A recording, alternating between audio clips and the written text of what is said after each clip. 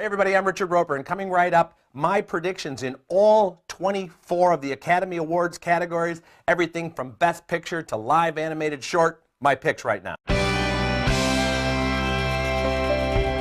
Okay, the key to winning your Oscar pool isn't just getting Best Picture and Best Actor in the major categories correct. You got to get those little categories, Best Visual, Animated, Live, Short, Makeup, whatever they're talking about, all 24 categories. We're going to run through my Oscar ballot. You want to take these picks? All I can tell you is the last couple of years I've averaged about 21 out of 24 right. So you might want to come along on the ride. Can't guarantee, but I think you'll do okay. You ready? All right, here we go.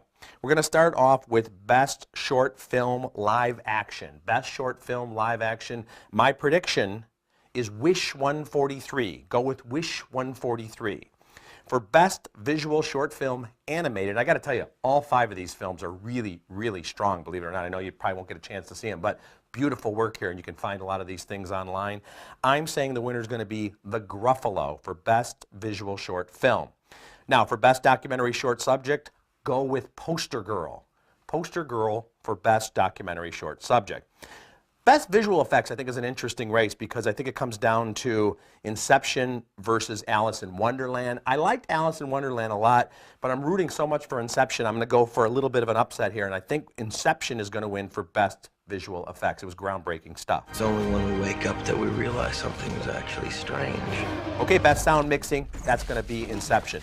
Best Sound Editing, that's also going to be Inception. Don't have to worry about knowing the difference between the two categories. Go with Inception in both of the sound categories.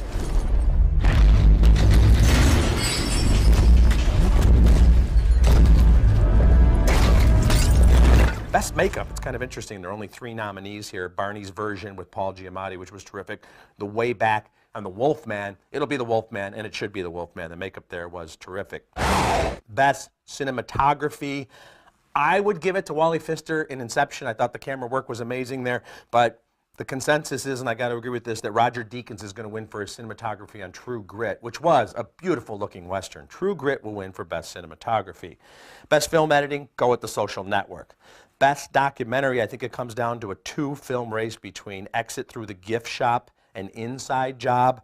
I think it's going to be Exit Through the Gift Shop for Best Documentary. Here I am, the cops. Getting into a lot of categories here that you've heard of and will have big, strong feelings about. Best Original Score, I think it's going to be The Social Network. There's a lot of good stuff in there. I really like the score for Inception, but I think The Social Network, Trent Reznor and Atticus Ross for The Social Network, Best Original Score. Best Original Song, this one should be pretty easy. It's going to be We Belong Together from Toy Story 3. That's going to win Best Original Song, and it should. Best Costume Design, another interesting one here because you think of Alice in Wonderland, probably the most creative costumes. But The King's Speech has won some previous awards for costumes. I'm going to say, a little bit of an upset here, I'm going to say The King's Speech is going to win because I think it's going to get a lot of the major awards as well. And if you see it winning for things like costume design, it means it's going to be a big night for The King's Speech. Best Art Direction, God, you got to go with Inception there. I'm saying Inception wins for Best Art Direction. Best Adapted Screenplay, it'll be The Social Network. It should be The Social Network. Best Original Screenplay, I think it's real easy to say here, The King's Speech will win Best Original Screenplay. Best Foreign Film. Now, the way you pronounce this is Incendie. Incendie. But it looks like Incendies on your ballot, so just go ahead and take the one from Canada. That's your Best Foreign Film.